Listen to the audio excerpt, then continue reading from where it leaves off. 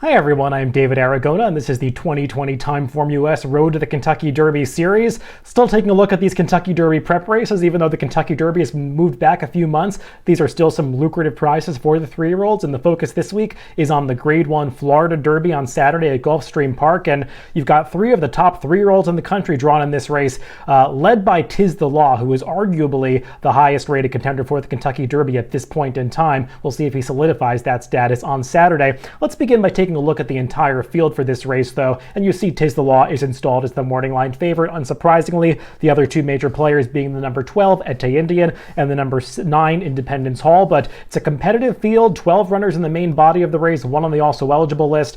This should be a pretty interesting betting race, and we're going to start by taking a look at the TimeformUS pace projector before we get into those contender PPs, and I think unsurprisingly the number 12, Ete Indian, is shown out on the lead. That's just the way that this horse likes to run. He was successful with that style in the Fountain of Youth last time, so I imagine Florent Giroux is going to send him once again from the outside post position, but he could have to work pretty hard to get that front-running position because there are some horses to his inside who do have tactical speed, like the number 1, as seen on TV, the number 8, My First Grammy, a maiden in this race, and the number 9, Independence Hall. They should all be pressing the early pace and showing some aggression, so we'll see how fast they make Ete Indian run to get to the first turn in front.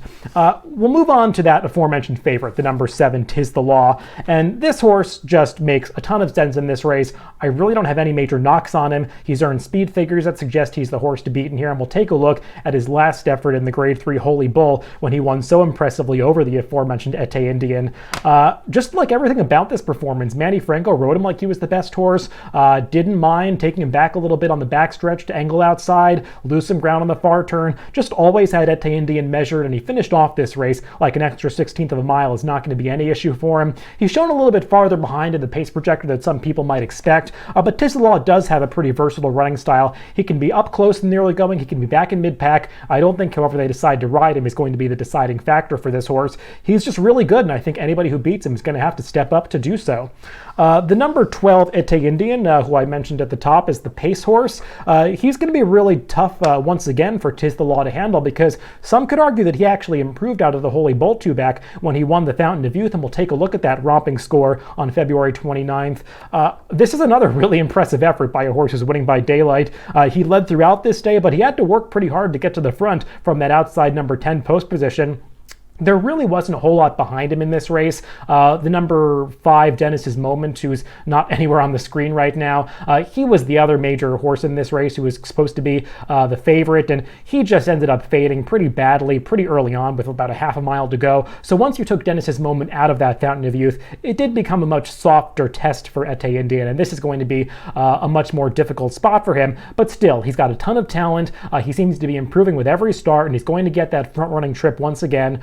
So I do think Ete Indian is dangerous, but of these 3 major contenders, the one that I prefer the most is the number 9, Independence Hall, and he's likely to be the best price of these 3 horses, which is part of the reason that I like him in this race. Now, Independence Hall, obviously, if he gets back to that 120 TimeformUS speed figure that he earned in the Nashua 3-back, even Tiz the Law is going to have trouble beating him because he has not attained that level of performance yet. But the question with Independence Hall is he the same horse now as a 3-year-old? Because his return race in the Jerome 2-back, while he got the job done, got a pretty low speed figure, wasn't beating much that day, had to work a little bit harder than some people thought he would to do it. Also, he was really unprofessional in the paddock prior to that race, just acting up badly, didn't have his mind on running, broke slowly, just displaying the kind of characteristics you don't want to be seeing from a lightly raced 3-year-old who is about to step up into Grade 1 company.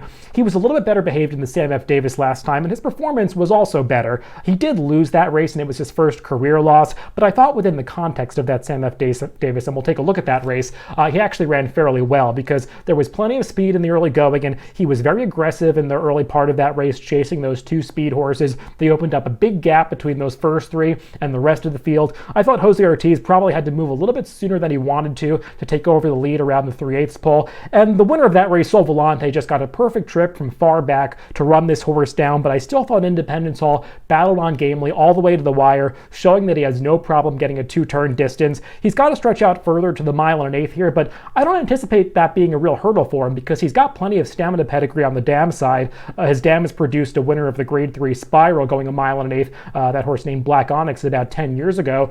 So this is a dam that's produced plenty of horses with stamina.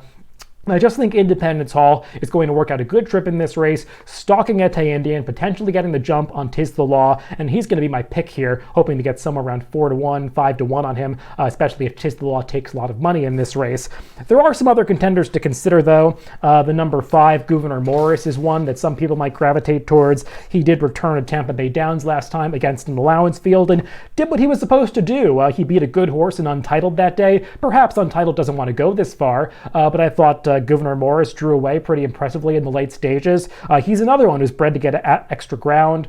He is a half-brother to Final Jeopardy, who I believe was one of the favorites in the Wood Memorial last year. He's another son of Constitution, so there is real pedigree to get this mile and eighth distance with Gouverneur Morris, and he's very lightly raced. This will just be his 4th career start, so he certainly has room for improvement. He's a horse that will be on my tickets somewhere. There are 2 other horses I want to mention briefly. The number 1, as seen on TV, he was my pick in the Fountain of Youth last time.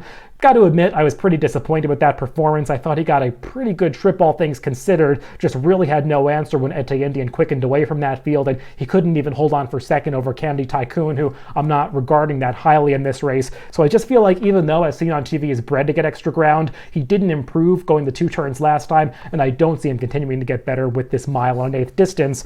The one other horse that I want to mention is the number 6, Aja Weed. He is the kind of horse that's supposed to get better with added ground going this mile and an eighth trip. He's actually done it before when he was second in the Remsen 2 back to Shotsky. He is one of the only horses on that Aqueduct card on Cigar Mile Day that made up a big run from the back of the pack, so he deserves credit for that race, but he was really disappointing in the Sam F. Davis last time. He got the same pace to close into that Sol Volante, the winner, did, and he just could make no late impact. Off that performance, he's not good enough, but I suppose if he gets back to the Remsen, he'll have a shot here. I still think, though, he's more of an underneath exotics kind of horse, the one that you would consider as a win contender. So my pick in this Florida Derby is the number 9, Independence Hall. As I said, I'm hoping to get a middling price, somewhere in the 4 to 5 to 1 range as the 3rd choice. Just hoping he finally gets over some of those mental hurdles that have been holding him back up until now, and he can step up and get back to that Nashville performance that looked so good at the end of 2019.